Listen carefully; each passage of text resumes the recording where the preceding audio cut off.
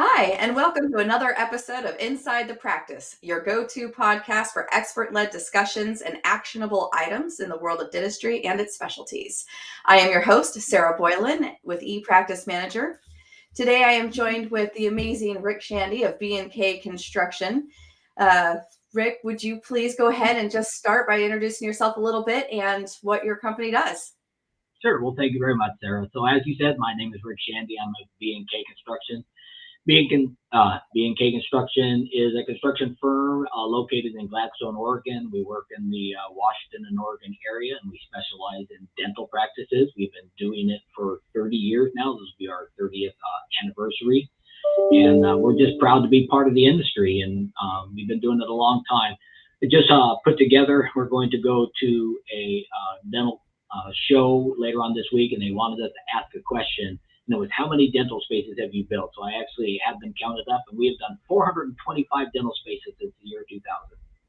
No way. That is a huge amount. It seems hard to believe. It is an unusual number. It even surprised me a little bit. I've thrown out the 400 number before, always thinking I was exaggerating a little bit, but apparently I was not. 425 dental spaces. So we have a little bit of experience in it. We enjoy doing it. It is the backbone of this company. It's not all we do, but it is one of the favorite things that I do. Each office is so unique. It really needs to be designed to the personality of the dentist and what they do, and also their client base, and to try to bring that together where the client base feels comfortable in the office, but it reflects who the dentist is.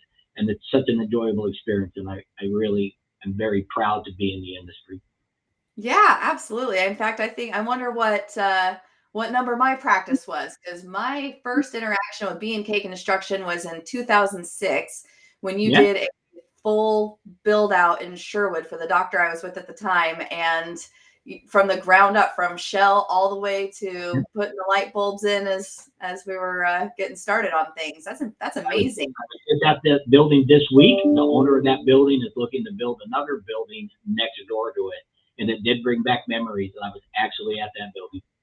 That's so cool. No, that was such an incredible practice too. And then since then, as our business expanded, you ended up doing 2 practice remodels and then another remodel on our 4th practice.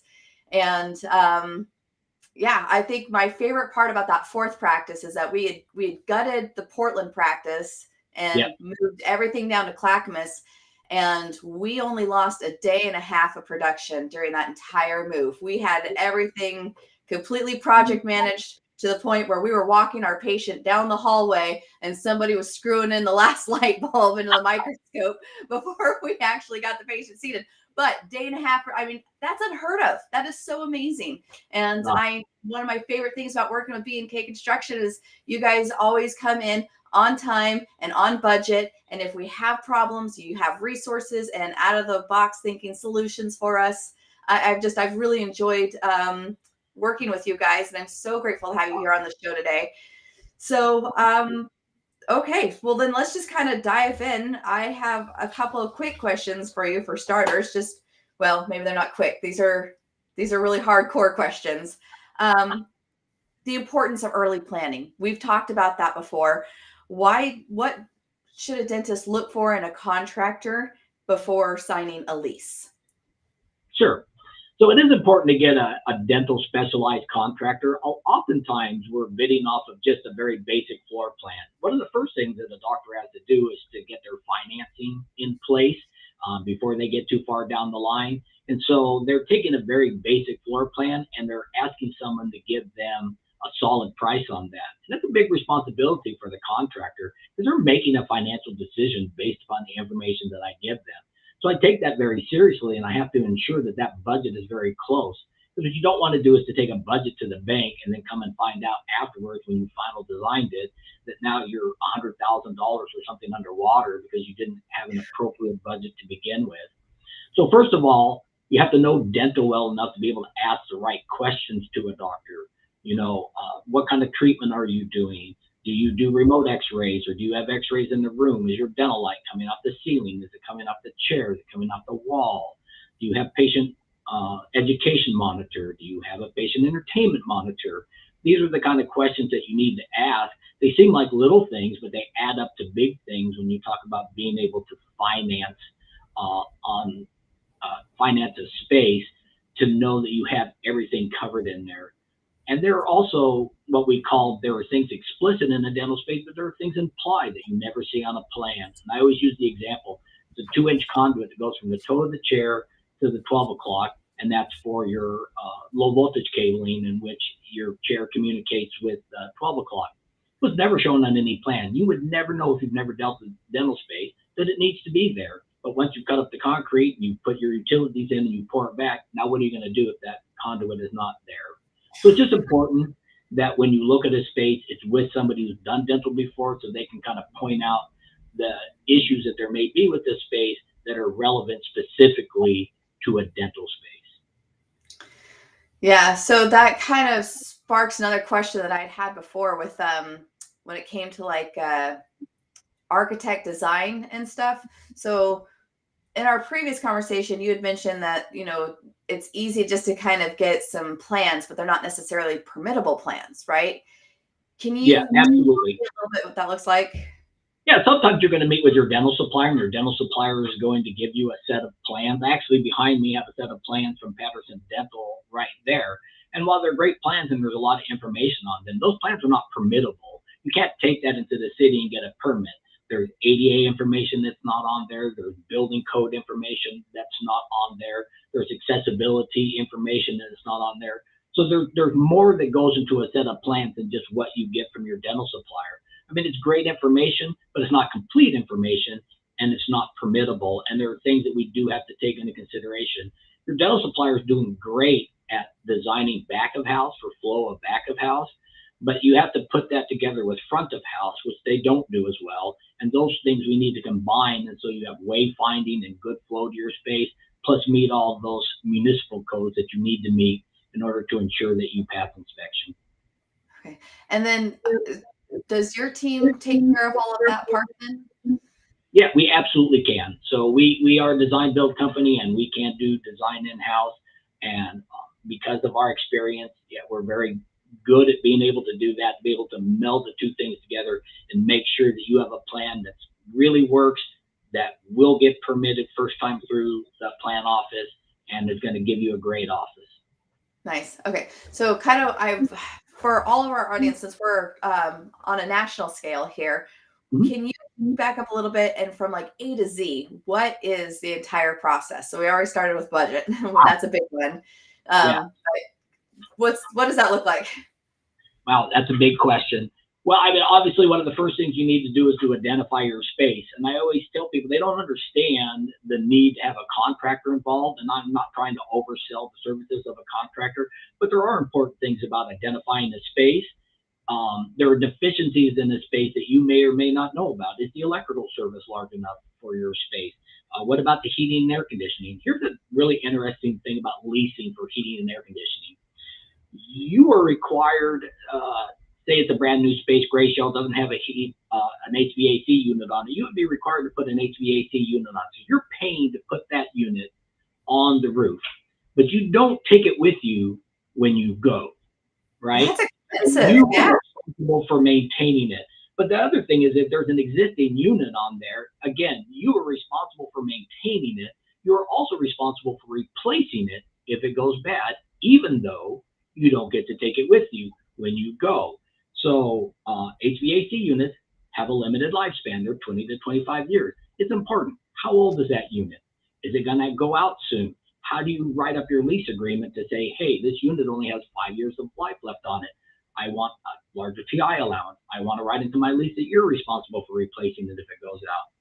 What size is the water service? Is it going to be capable of handling your practice? These are just some of the things that you need to understand. A lot of our dentists, they'll look at 3 different spaces, and they may like the neighborhood of one space, and they say, that's a great space. They really want to go in there. But they find out that there's so many deficiencies to this space that it's going to cost them so much more to go in there than maybe space B, that now all of a sudden space B looks a lot more appealing than it did before. But you're not going to know that unless you can identify these issues with the space. Wow. Yeah, that's important to have specialized eyes on it for sure. So then, if we're from A to Z, sorry, that was just one part of it. We talked forever about just the part about identifying spaces. After you identify the space, then again, you're going to want to get a floor plan. A lot of times from your dental practice or your dental equipment company will give you a floor plan. And it's typically a very basic floor plan, but that's where I go back to needing a dental contractor who can interpret those plans correctly and being able to infill the information that's not on that plan yet. And so that you can get a really accurate bid. One of the things that we do at B&K specifically is I guarantee you that my initial budget to you will be within 10% of the final bid when we get a final set of plans. Because again, I'm a dental professional. That's why you're hiring me. And so I should be able to gather enough information from you from our conversation and our walk through the space to know what needs to go into that space and be able to give you an accurate budget. And again, I find it's a great responsibility. You're making a huge financial decision based on information I've given you. So I have to hold to that 10%. If I go 15% over, I'm going to eat that final 5% because I gave you this information and you trusted me. You're hiring me to give you that information that you're making financial decisions on. I don't want you to make a decision based upon poor information because I made a mistake. That's so amazing. Once we get the plan, we get the budget, you go to the banking, you get your financing, then you take that plan from your dental provider, and that's when you meet with your space planner, your designer, someone like our company, and you start to flesh out the space, getting front of house worked out, getting your aesthetics, your finish levels, that type of thing. Then you go into permitting, and then through permitting, then we get into the construction phase. How long does construction take? Construction is typically 14 weeks, and it really doesn't matter whether you have a 3-practice office or you have an 18-practice office, 18-chair office. It pretty much, I can just tell you from doing this for so many years, it just takes 14 weeks to build a dental space. Perfect. Okay, well that's good. A good number to be able to count the permitting time. So the permitting time obviously is going to be based on the municipalities, even around here in our local area. One municipality can take quite a bit longer than another, but the construction itself is going to be 14 weeks. I do want to say one thing about a construction budget before we move on. Again, that the dentist needs to understand, and hopefully his contractor is going to explain this to him and work with him about that. But that's just hard construction costs. So there are what we call hard costs in the industry. That's what it costs to really build it. This is your flooring, your walls, your flooring, your electrical, your plumbing, your casework. There are also soft costs on a project as well. These are your permitting costs, and those aren't included in that budget. And the doctor needs to understand how to come up with those budgets so that the performance that he gets to his bank or her are absolutely accurate. And one of the things that I talk to my clients a lot about are system development charges. These are the charges that you have to pay municipality anytime that you tie into the sewer system. So anytime you have a sink or a water closet or a lab or anything like that that ties into the sewer system, you have to pay a fee for that. And that fee can be in tens of thousands of dollars. And you want to be aware of those things before you go into this, before you tell your bank, hey, it's going to cost X. You really need to make sure that you have a holistic view of what those costs are going to be. And you really want to talk to your contractor about them. A good dental contractor is going to know about those type of costs and help you to figure those out. That's a super good point. Like tens of thousands, like if that's not built into a budget somewhere, holy cow, that could really delay things. Absolutely. So on that same note, how can we maximize tenant improvement dollars a little bit here? Do you have any tips for that? Well, the one thing that I want to make sure is that people understand what tenant improvement dollars are about. I actually had a dentist, this was quite a few years ago now, who found the space.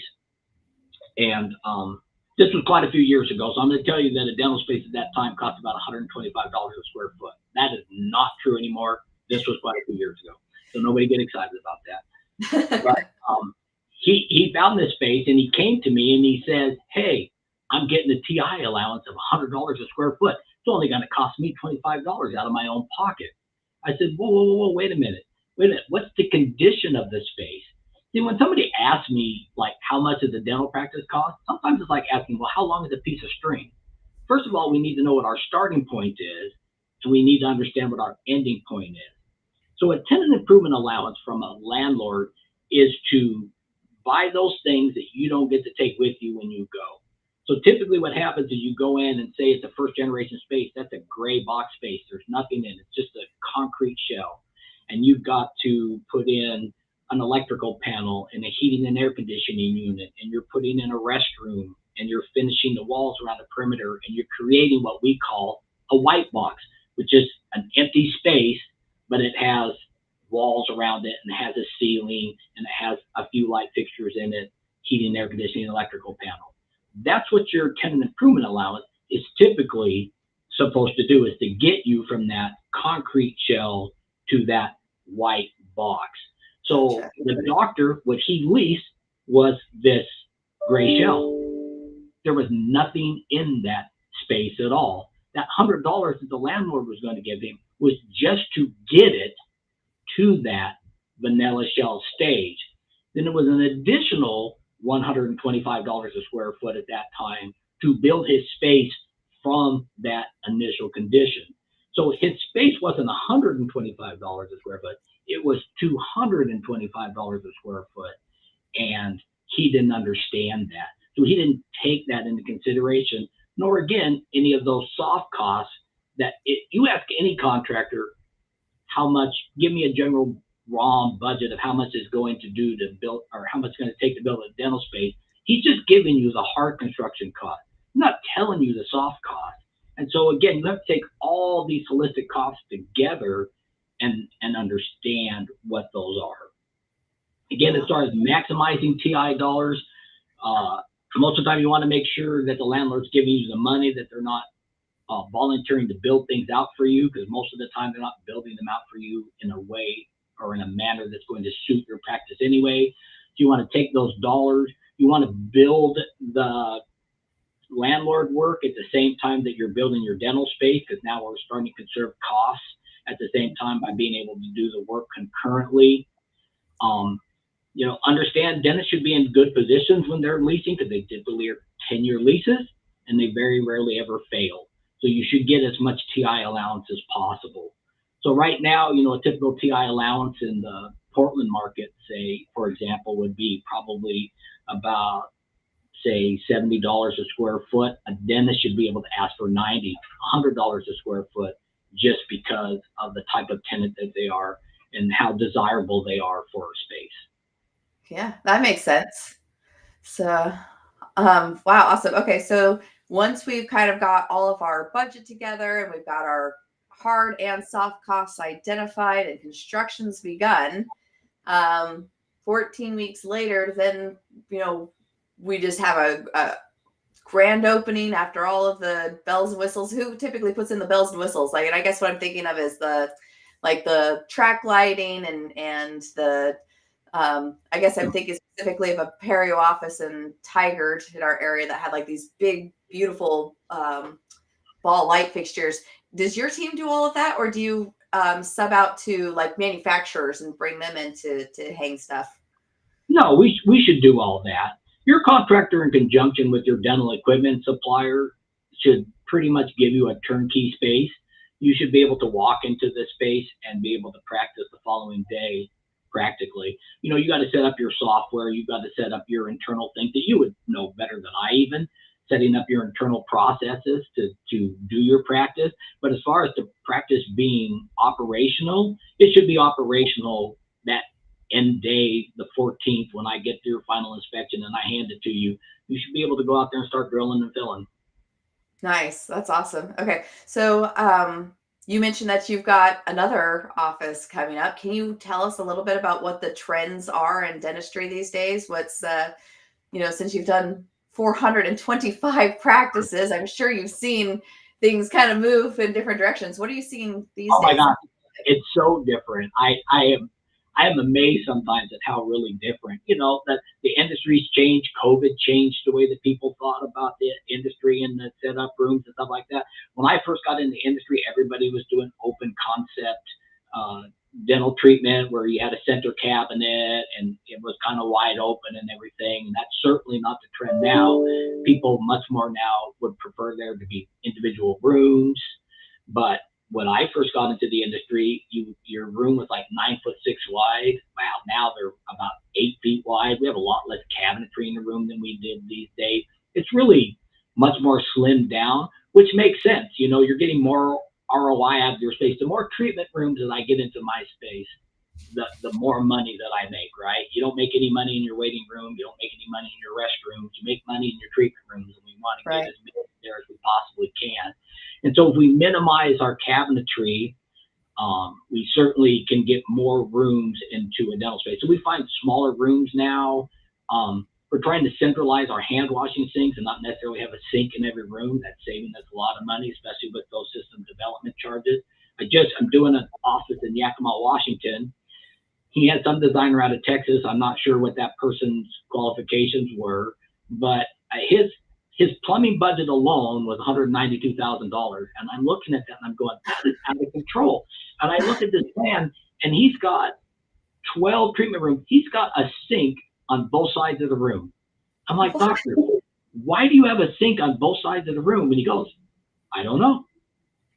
I said, that's what you don't need a sink on either side. So we were able to eliminate quite a bit of those things and save him a lot of money.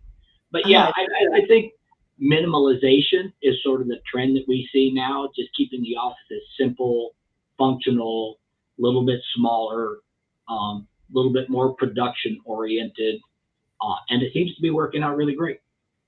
Nice. That's awesome. I'm excited to see the next one in Yakima. I'm sure it's going to be absolutely gorgeous as always. So I also wanted to ask a little bit about pitfalls. What are the most common pitfalls that a doctor can fall into? And I know you touched a little bit on this already, but sure. Any specific examples besides 2 sinks in each room? That's a big one. Yeah, I mean, surrounding yourself with dental professionals, I think is just really important. I mean, I understand there's a lot of great designers out there. There's a lot of great architects, but it is such a specialized industry. And if people don't understand the industry, they can really over design and give you a lot of things that you don't need. The 2 sinks is an example of that. Also, again, we've touched on it, but just locking your lease on a space without really understanding what the cost of those spaces is going to be, what the potential pitfalls of that space, again, as far as utilities or how the space lays out. One of the things that I'm able to do, and again, all of these things is not because I'm that smart. It really is just because I've been doing this for so long. I should know by now.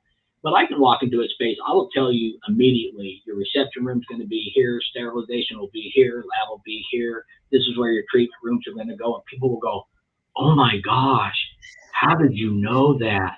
You're so amazing. I said, no. And I try to play it off. I'd like to say that I was amazing. But no, you know what? All dental offices are variations of a theme. So it really is, there's only certain ways we've been doing dentistry for so long, we ought to understand really how a space should lay out. There's a flow to it. There's a systemology to it that just makes sense. And so we want to make sure that we're working with people who understand that flow, who understand that system, so that they're setting you up to be as successful as possible. I go into a space and ask you, how many chairs do you want in here? I can tell you immediately whether you're going to get that many chairs in there or not. We can lay it out in our heads right then and there and just let you know. So again, surround yourself with people who really understand. Never sign a lease without at least meeting with a contractor or a dental professional that's going to tell you whether this space is going to work for you or not, right? Make sure that you're getting a good, valid budget before you get your loan. It's so awful. I mean, if you underfunded a bank and you come to your banker and say, oh my gosh, I'm underfunded, I need $10,000 more dollars, I need $50,000 more dollars, they'll go, gosh, that's too bad. Want a pen?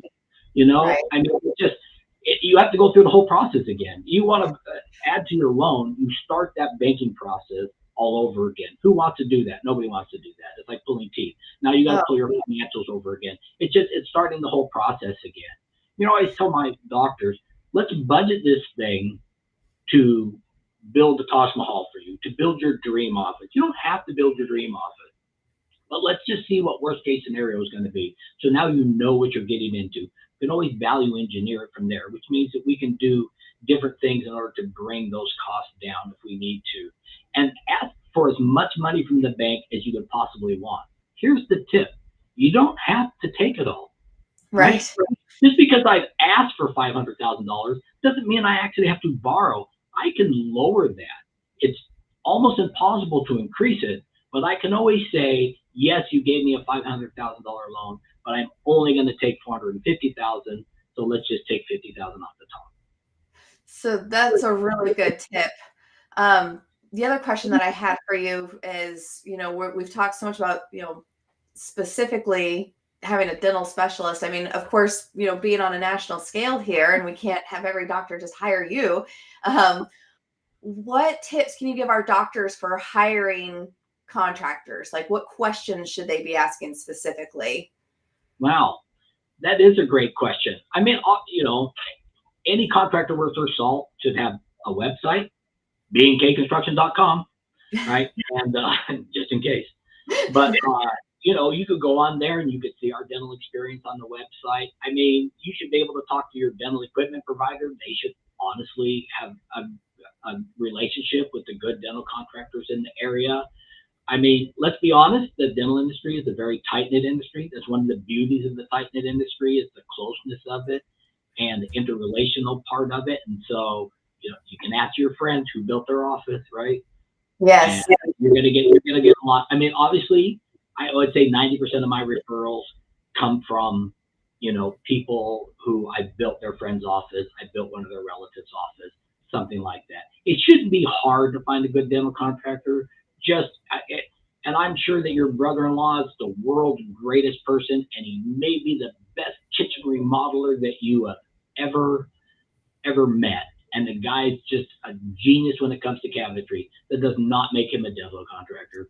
And it just, I know you want to do the right thing, and I know that you're trying to save money, and I know you want to do right by your sister by hiring her husband, but he just doesn't understand what needs to be there. And it's gonna turn out to be a disaster, and you're gonna have this wonderful relationship go sour, and you just don't want that.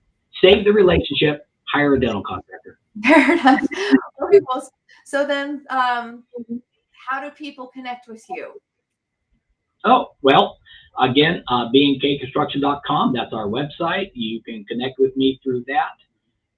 You can see the work that we've done, and I'm positive, I'm not an IT genius, but I'm pretty sure there's a link in there where you can just reach out to me directly. I see up on the screen that's my Shandy at bkconstruction.com. That's my email address. My cell phone number is 503 503-888-0231. And you know what? I give presentations around. People from around the country will call me and ask me questions.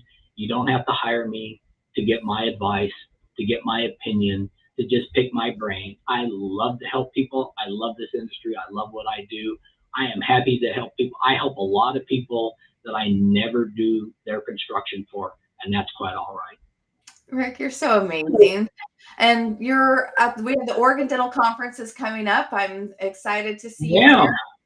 I believe this is our 19th year. If I'm not mistaken, it's our 19th year at the convention. It's always such a joy. I get to reconnect with friends like you. So I do enjoy it. We are at booth 716 this year. So if anybody has a question at all, again, stop by my office. Even if it's, again, not in an area that I would build in, or if it's so far out of our area that I would tell you that I wouldn't be the good fit for you, because I'm never going to take a job where I don't feel like I'm going to be the best person for that client. But again, I love to help. I love to answer questions. Again, I just love what I do. So by all means, I love it when people just want to learn, and I'm here to help them. Awesome. Thank you so much. Well, I am excited to see you. That's the first weekend of April at the Portland Dental Convention Center. Booth 716 for B&K. ePractice Manager is also going to be there. We're at booth number 404, and we have some great prizes to give away at ours. I know B&K always has great swag. I think my daughter she's playing with the Frisbee these days. The B&K Frisbee is one that I still have. So You will Looking be forward. shocked. People will come to me years later and go, "Oh, I still have that tape measure you gave out." Right. We always have fun stuff. It'll be my wife's birthday during the show. You come wish her happy birthday. She's a lovely woman, and she is always there, standing by my side. So. We love Christy. Very good. Okay. Well, thank you so much, Rick. Really can't wait to see you in April. If anybody has any questions, definitely feel free to reach out to Rick. Feel free to reach out to me. This episode will be posted on ePractice Manager's website with some pictures that Rick has done. So great. Thank you for the conversation. You were an outstanding guest today. And we'll look forward to seeing you here soon. For now, that's it for